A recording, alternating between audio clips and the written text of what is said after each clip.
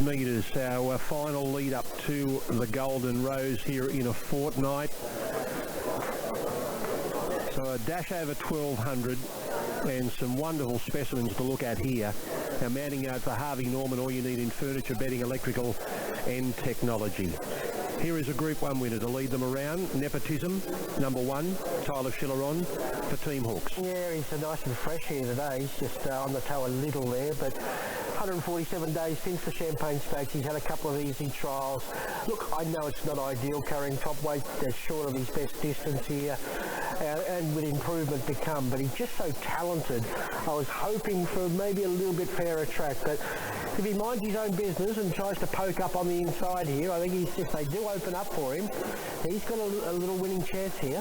Physically, he's come back in beautiful order. He's up on the toe and he's a little bit playful, so we'll keep an eye on him throughout the yard. So far, so good. I can forgive him for having a little freshness in those legs. I don't want to see him get too much worked up though. Bayvark, number 3, Adam Hieronymus on for Chris Waller. I thought it was great covering ground in the San Domenico first up. He maps much better from this draw. Second up here today, and he's sure to run well. He's a lot more switched off actually in the yard. He wasn't above himself and doing anything wrong, but he was just having a really good look around. But that run has taken the edge off him. He's just one of those really nice athletic individuals. Really happy with the way he's relaxed. Rivellino, number 4, Nash Ruilla on for Chris Lees. I can see value in him as well. He was well fancied first up. He was slow out, and just the 1100 was too short for him there. So hopefully a little bit more pressure. They get at each other a bit earlier here, and he's got a big finish on him. And 25 to 1 seems a little bit silly for mine. Really love the way he's come on from that first up run. He had a lot of improvement coat-wise. One more run will top him off beautifully, but I do love what I see here second up. As I said last time out, he's come back to that more bulkier type. He's always been a pretty casual horse in the yard, and he's handling it well again. Here is the San Domenico winner going for 5 in a row. Number 5, Raging Force, Zach Lloyd and Peter Snowden. Well, it's just hard to knock him. He's been the complete racehorse. His preparation, riding the speed, sprinting, beautiful racing style. I think he's short enough at 1200 for the first time, but I'm not knocking him other than saying I'd prefer a couple of others at the prices that they are. He's such a big, thick, sprinting type of gelding. I thought he was absolutely spot on when he won here last start. He parades much the same, a beautiful attitude about him. He's nice and settled. There's a few horses around him that are getting a bit worked up, and nothing seems to faze him.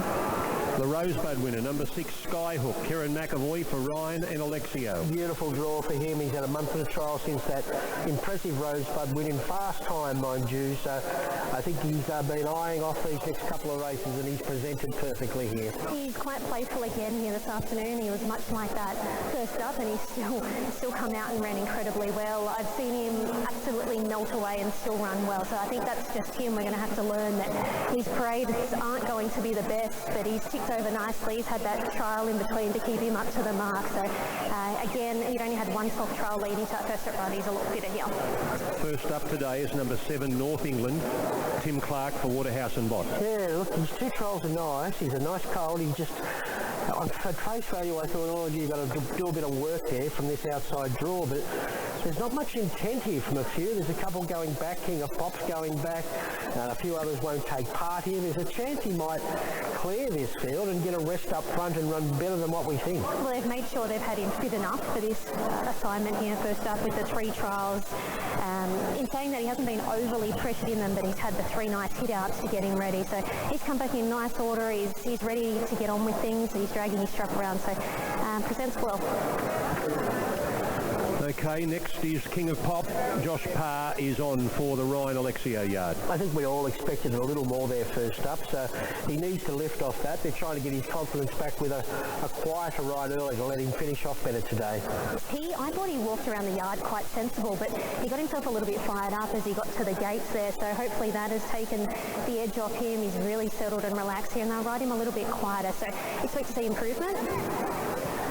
Here's the filly Tempted, number 9, Ethan Brown with new trainer, Paul Godolphin, Kieran Marr. Yeah, she's a good filly, we all know that. Look how alert she is. He is a prick. She knows it's race day.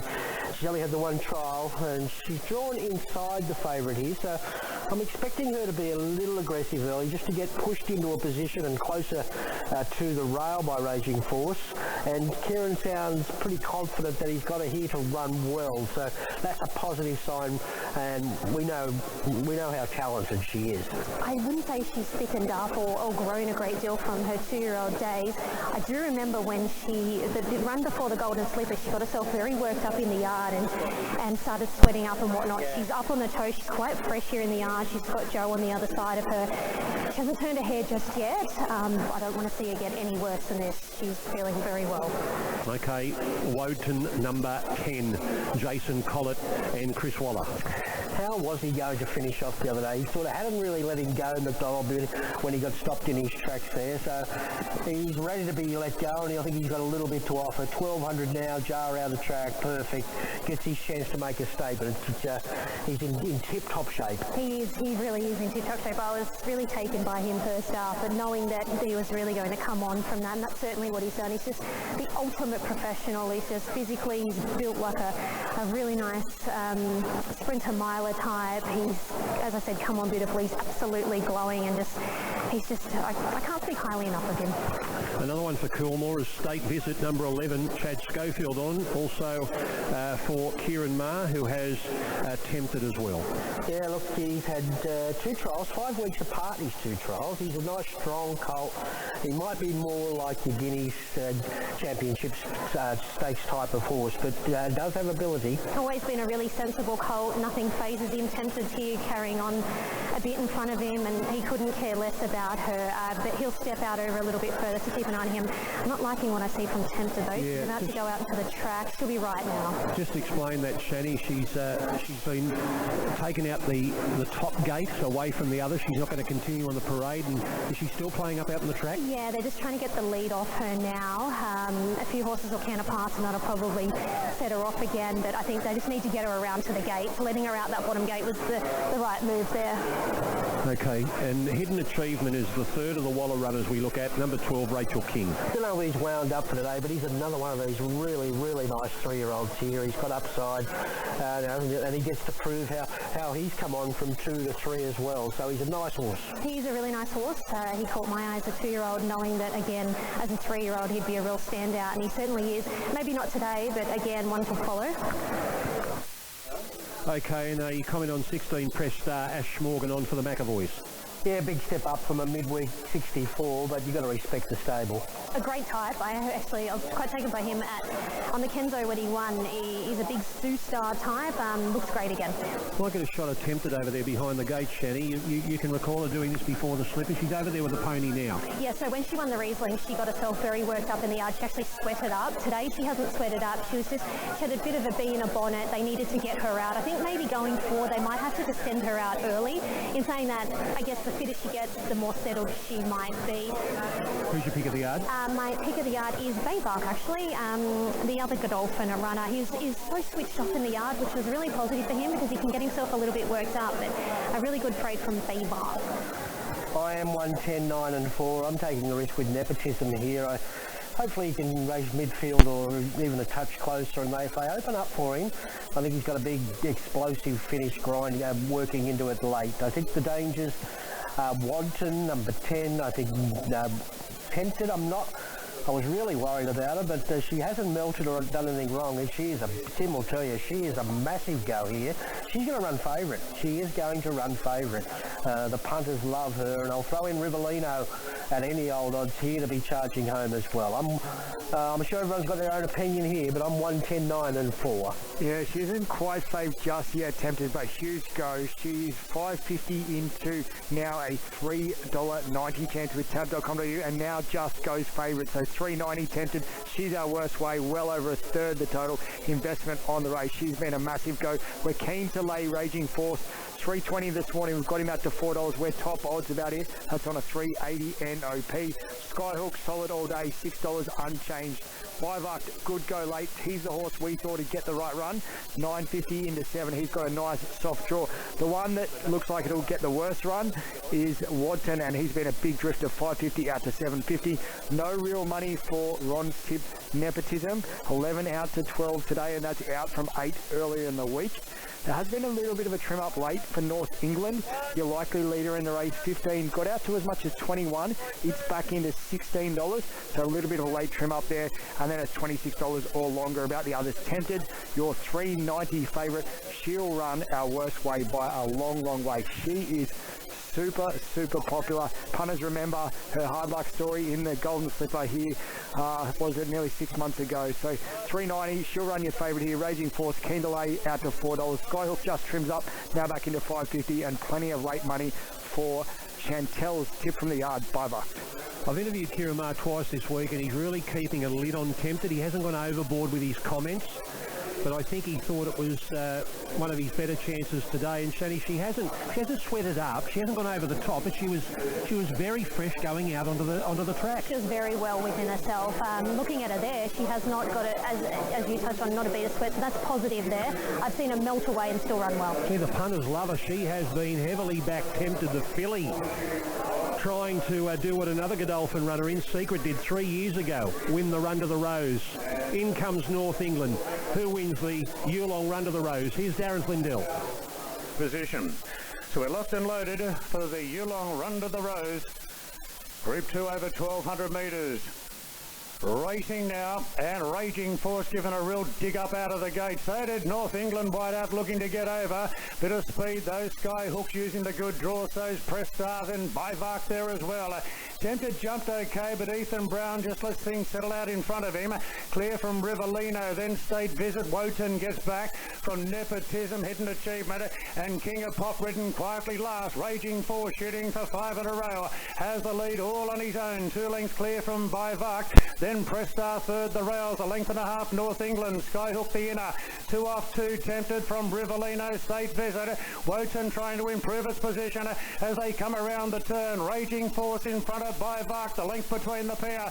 Then Press Star from North England. Tempted gets her chance, and then Skyhook being roused along on the inside. Raging Force being tackled and headed by Bivark, and Bivark put the head in front from Raging Force, is fighting on Dowley. 2 lengths away to Tempted. Here comes the filly. She's starting to knuckle down, and Tempted went straight on by, and Tempted roars away. It's another Godolphin success in the Run to the Rose. Tempted beat Bivark by 2 lengths. Skyhook got up for third. Wotan fourth. Further back to State Visit from Rivellino, Press Star, Raging Force, then North England, King of Pop, Hidden Achievement, and Nepotism always towards the rear. Gee, this new era of Godolphin is looking good. They are continuing a tradition that James Cummings left off, with Tempted, the filly, winning the Run to the Rose after a Group 2 win for Pericles last week in the same colours. She now joins Traffic Warden, Cylinder, In Secret, Animo and Bivouac as winners of this race in the last 6 years. Tempted, heavily backed. Ronnie, give her a slot.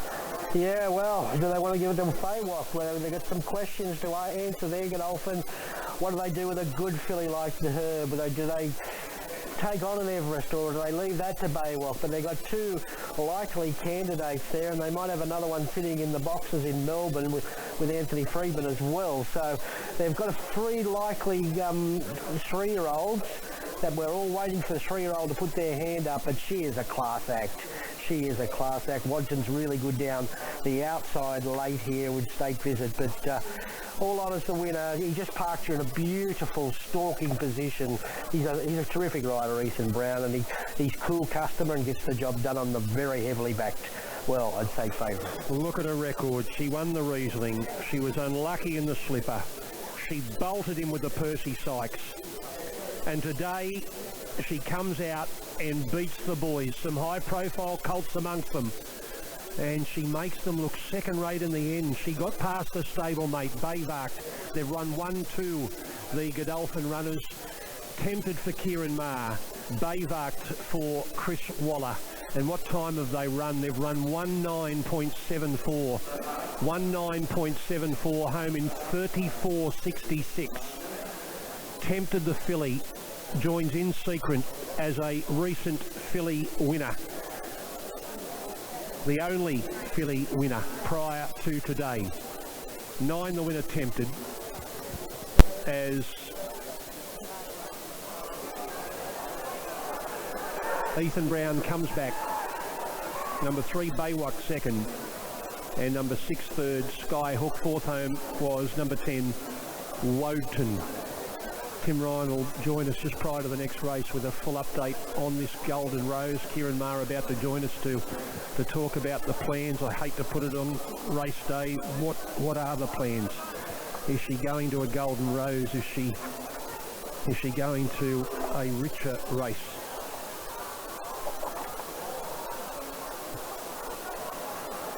But a big win for Kieran Maher in Godolphin. Ethan Brown all smiles.